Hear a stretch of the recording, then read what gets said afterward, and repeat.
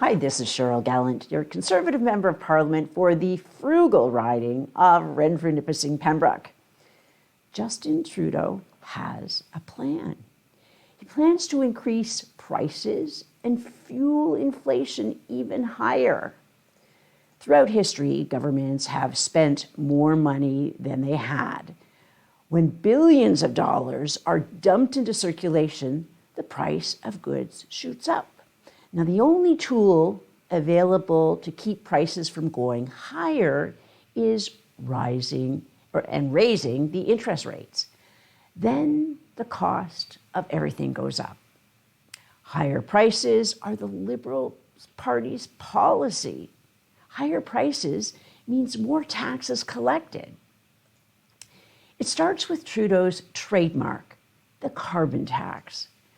Trudeau wants gas to be more expensive, so you'll drive less and he can collect more taxes. But the carbon tax is not enough to fund the Liberals' insatiable spending spree. He didn't even reduce carbon emissions. They continue to increase because people need to get to work. When the price of gas goes up, people don't drive less. They cut back in other areas. They'll eat out less often. They cut back on non-essential purchases. The big oil companies still make the same money, but every other employer suffers.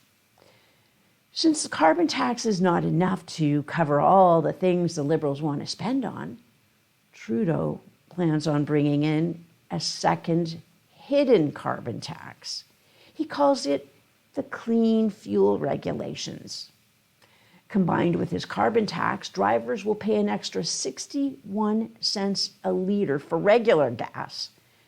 The new regulations require all gasoline to be laced with ethanol. Well, ethanol damages engines and fuel lines. Of course, when the Liberals make energy more expensive, they make everything which requires energy more expensive. Your car needs fuel to run, and we need food to fuel us. But Trudeau has a high price plan for food too. He says too much food in Canada goes to waste. By making energy more expensive, Trudeau is making food more expensive. It takes energy to ship the seeds to farms.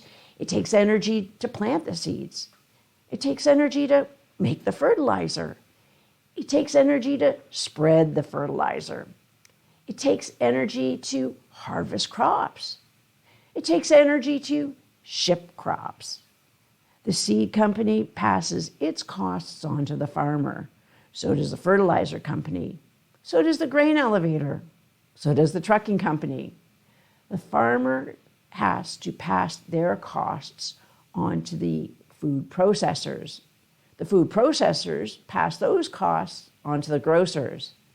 The grocers pass all those costs on to you.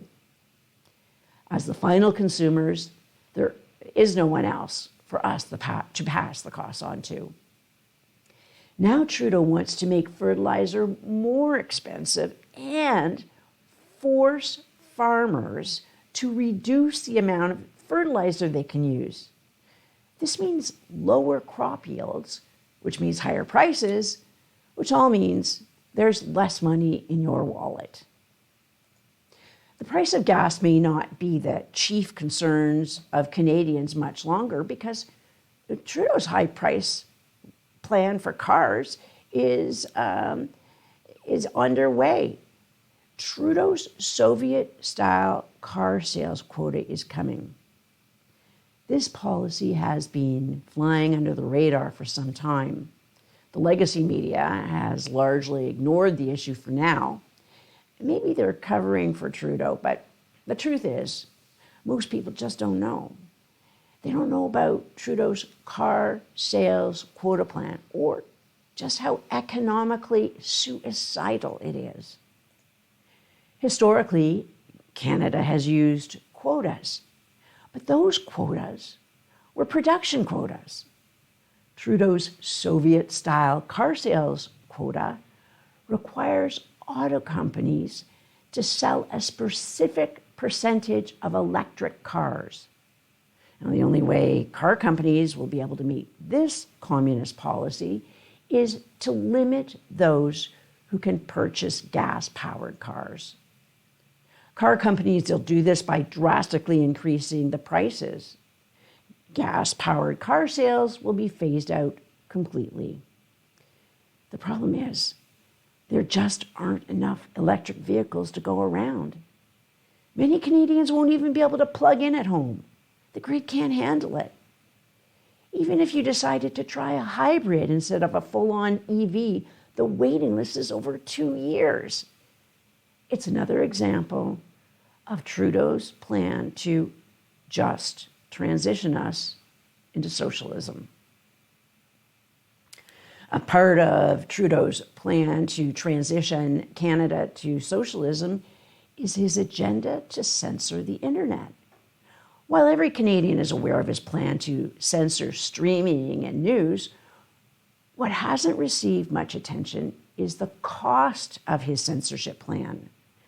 The Streaming Censorship Act will increase the cost of streaming services. This is the Netflix tax Trudeau said he'd never inflict upon us. Trudeau's already ordered the CRTC to increase the cost of internet service.